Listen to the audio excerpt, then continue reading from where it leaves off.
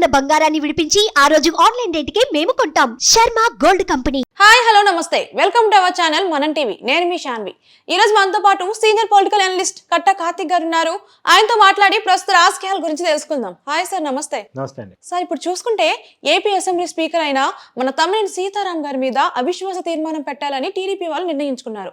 అసలు ఎందుకు అవిశ్వాస తీర్మానం పెట్టాలనుకుంటున్నారు? అది కూడా ఎలక్షన్స్ దగ్గర పడుతున్న టైంలోనే ఎందుకు? అసలు ఏంటి అవిశ్వాస తీర్మానం? అంటే ఫిబ్రవరి 5వ తారీఖు నుంచి ఏపీ అసెంబ్లీ సమావేశాలు అంటే బడ్జెట్ సమావేశాలు జరగబోతూ ఉన్నాయి. అవిశ్వాస తీర్మానం పెట్టాలనేటువంటిది విపక్షం ప్లాను, అంటే టీడీపీ ప్లాను. ఎందుకు అవిశ్వాస తీర్మానం పెట్టాలనుకుంటున్నారు? అసలు అవిశ్వాస తీర్మానం ఏంటి? అవిశ్వాస తీర్మానం అంటే మీ మీద మాకు విశ్వాసం లేదు, ఆ చైర్లో కూర్చోడానికి మీరు పనికిరారు, ఆ చైర్లో నుంచి మీరు దిగిపోవాలి అనేటువంటి దానికోసం అవిశ్వాస తీర్మానం పెడతారు. సో ప్రభుత్వం మీద, స్పీకర్ మీద వ్యతిరేకతను ప్రొజెక్ట్ చేయడానికి అవిశ్వాస తీర్మానం పెడతారు. సో ఇప్పుడు తమ్మినేని సీతారాం గారి వైఖరి మీద విపక్షం అగ్గి మీద గుగ్గిలమవుతుంది. ఒక విపక్షం మాత్రమే కాదు, ఈవెన్ స్వపక్షం కూడా, వైసీపీలో ఉన్నటువంటి చాలామంది ఎమ్మెల్యేలు కూడా స్పీకర్ గారి తీరు పట్ల లేదా ప్రభుత్వ తీరు పట్ల చాలా అసంతృప్తితో ఉన్నారు.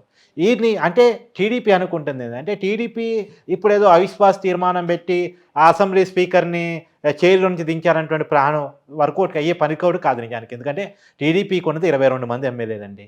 పోయినసారి 23 మంది ఎమ్మెల్యేలు పోయినసారి ఎన్నికల్లో గెలిచారు. ఆ 23 మందిలో నలుగురు ఆల్రెడీ వైసీపీ వైపు వెళ్ళిపోయారు.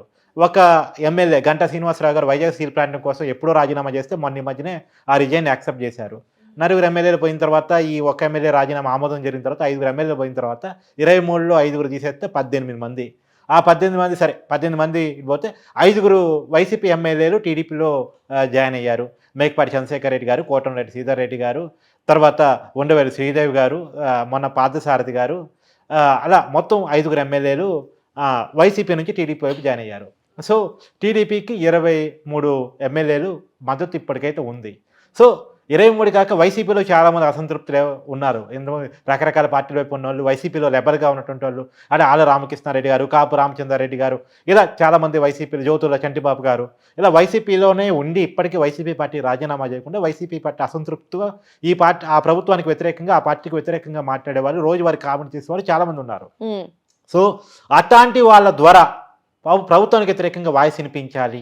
అట్లాంటి వాడితో స్పీకర్ గారి చర్యలను కానీ లేదా ప్రభుత్వ చర్యలను కానీ మాట్లాడించగలిగితే అది ఎక్కువ ప్రజల్లోకి వెళుతుంది. ఎలక్షన్ టైము అది ప్రజల్లోకి తీసుకెళ్ళినట్టు ఉంటుంది అనేటువంటి ఒక ప్లాన్ని టీడీపీ చేపట్టింది. అదే కాకుండా ఈ మధ్య రాజ్యసభ ఎన్నికలు వచ్చేసాయి. 3 రాజ్యసభ అభ్యర్థులను ఏపీ నుంచి ఎన్నుకునే అవకాశం ఉంది. 3 వైసీపీకి వచ్చే అవకాశం ఉంది. ఎందుకంటే పోయినసారి ఆ పార్టీ గెలిచింది 151 మంది. అంటే ఒక 5 ఎమ్మెల్యేలు టీడీపీ అయిపోయినప్పుడు కూడా ఒక ఆమందం 4 ఎమ్మెల్యే టీడీపీ నుంచి వాళ్ళకి వచ్చారు.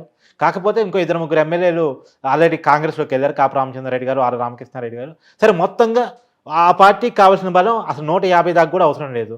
44 మంది, ఒక రాజ్యసభ మెంబర్కి 44 మంది ఎమ్మెల్యేలు కావాలి. 44 మొత్తం కలిపి 132 మంది సరిపోతారు. ఆ 132 బలం ఎలాగో వైసీపీకి ఉంది. అంటే 3 రాజ్యసభ స్థానాలు వైసీపీకి వచ్చే అవకాశం ఉంది. కానీ టీడీపీ పోటీలో పెట్టాలని అనుకుంటుంది. ఎందుకంటే వైసీపీ ఎమ్మెల్యేలో టికెట్ రాని బ్యాచ్ ఉంది కదా. ఈ ఎన్నికల్లో టికెట్ రాని వాళ్ళు, టికెట్ షెఫ్లింగ్ చేపట్టేటువంటి వాళ్ళు దాదాపు 75 మందికి షెఫ్లింగ్ జరిగింది. 29 మందికి టికెట్ నిరాకరణ జరిగింది.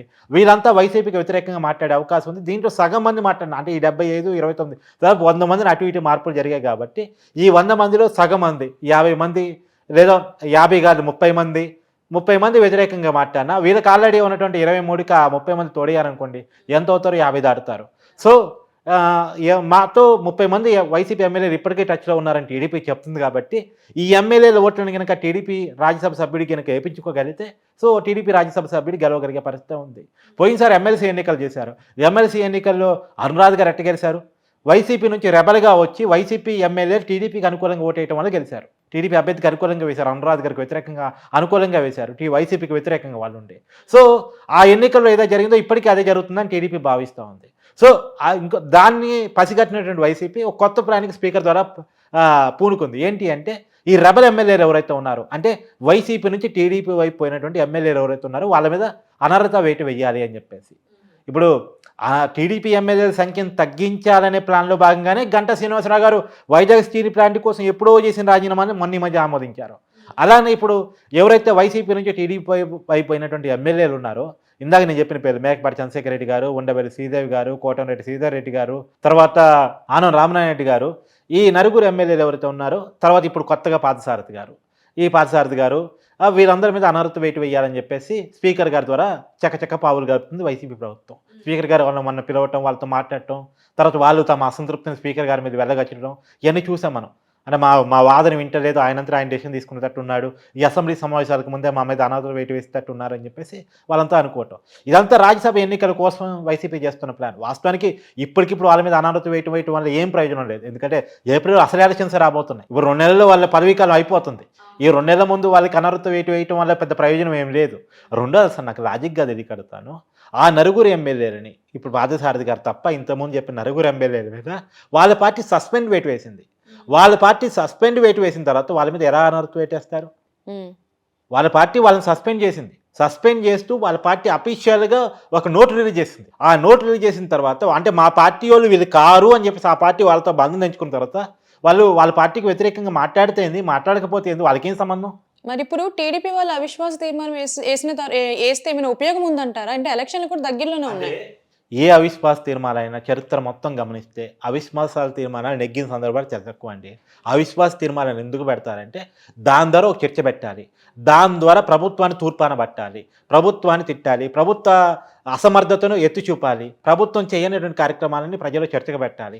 సహజంగా ఇప్పుడు ఏం జరిగిందంటే బడ్జెట్ సమావేశాలు, బడ్జెట్ పెడతారు, బడ్జెట్ మీద చర్చ జరిగింది, అంతవరకే పరిమితం అయ్యే చర్చ అవకాశం ఉంటుంది. సో గవర్నర్ గారు ప్రసంగం పెడతారు, గవర్నర్ గారు ప్రసంగం అంటే ఆటోమేటిక్గా క్యాబినెట్ పంపించిన ప్రతిని చదివి వినిపించడమే కాబట్టి అదంతా గవర్నమెంట్కి అనుకూలంగా ఉంటుంది. మొత్తం గవర్నమెంట్కి అనుకూలంగా సమావేశాలు సాగే అవకాశం ఉంటుంది. గవర్నమెంట్కి అనుకూలంగా సాగే సమావేశాలని గవర్నమెంట్కి వ్యతిరేకంగా జరిగే సమావేశాలుగా మార్చాలంటే అవిశ్వాస తీర్మానం ఒక మార్గం. ఓకే, ఆ ప్రభుత్వానికి అనుకూలంగా జరిగేటువంటి అసెంబ్లీ సమావేశాలని ప్రభుత్వకు వ్యతిరేకంగా జరిగే సమావేశాలుగా మార్చాలంటే ఖచ్చితంగా అవిశ్వాసం ఒక పెద్ద మార్గం. అందుకనే అది కూడా వైసీపీ ఎమ్మెల్యేలతోనే వైసీపీని తిట్టిస్తే ఇప్పుడు కాపు రామచంద్రారెడ్డి గారు తిడతారు, ఆళ్ళ రామకృష్ణారెడ్డి గారు తిడతారు, నేను 1200 కోట్లు అడిగితే 120 కోట్లు కూడా ఇవ్వలేదు, 12 కోట్లు ఇచ్చేసి నీ నియోజకవర్గాన్ని అభివృద్ధి చేసుకోమంటారు. వీరంతా మొన్న ఈ మధ్య కూడా ఒక కృష్ణా జిల్లా సంబంధించినటువంటి ఒక ఎమ్మెల్యే వాపోయాడు, నా నియోజకవర్గానికి నిధులే లేవు, ఊళ్ళలో పోతే రోడ్లు అడుగుతున్నారు, ఏం చేయాలి, నేను సమాధానం ఎప్పుడు పొద్దుగోకిద్దా, ఎప్పుడు తెల్లారిద్దా, ఎప్పుడు చీకటి పడిద్దా అని భయపడుతూ బతుకుతున్నా అని చెప్పేసి ఒక వైసీపీ ఎమ్మెల్యే మాట్లాడాడు. ఇదే మాట పోయి రేపు అసెంబ్లీలో ఆ ఎమ్మెల్యే మాట్లాడాడు అనుకోండి, ఎంత ఇంపాక్ట్ పడింది. కాబట్టి ఈ ఇంపాక్ట్ కోసం టీడీపీ ప్లాన్ చేస్తుంది. మరి ఈ తీర్మానం అనేది అవిశ్వాస తీర్మానంలో ఎంతవరకు ప్రయోజనం ఉందంటారు? అదే ఈ ప్రయోజనం ఏంటి అంటే ప్రభుత్వ అసమర్థతని, ప్రభుత్వ వ్యతిరేకతని, లేదా స్పీకర్ గారి చర్యల్ని, ప్రభుత్వ చర్యల్ని ఎండగట్టే దానికోసం, ఏపీలో అభివృద్ధి లేదు, పరిశ్రమలు లేవు, లేదా స్పీకర్ గారి చర్యలు బాగలేవు, వీటన్నిటి ఎత్తు చూపే దానికోసం ఒక మార్గంగా నేను ఇందాక చెప్పినటువంటి ఏజెండా ఏదైతే ఉందో ప్రభుత్వానికి అనుకూలంగా జరిగేటువంటి సమావేశాన్ని ప్రభుత్వానికి వ్యతిరేకంగా జరిగే సమావేశాలుగా మార్చే ఒక లక్ష్యంతో, ఒక ప్లాన్ తోటి దీన్ని పెడుతున్నారు. దీనికి కావాల్సిందల్లా ఎవరైనా స్పీకర్ మీద అవిశ్వాస తీర్మానం వచ్చి అసెంబ్లీ సభ్యుడైనా కనీసం 10% మద్దతు ఉంటే సరిపోతుంది. అది చర్చకు వచ్చే అవకాశం ఉంది. ఆ 10% అయితే వచ్చే అవకాశం ఖచ్చితంగా టీడీపీకి ఉంది. కాబట్టి ఖచ్చితంగా ఆ 10% మద్దతుతోటి చర్చ వరకు తీసుకెళ్తారు. ఆ విశ్వాస తీర్మానంలో ఖచ్చితంగా వైసీపీ ఎన్నుకుతుంది, ఎందుకంటే ఆ పార్టీకి మెజార్టీ ఉంది కాబట్టి. కానీ దీని ద్వారా వైసీపీ యొక్క వ్యతిరేకతని అసెంబ్లీ ద్వారా చెప్పడానికి అవకాశం ఉంది. Okay sir, thank you sir.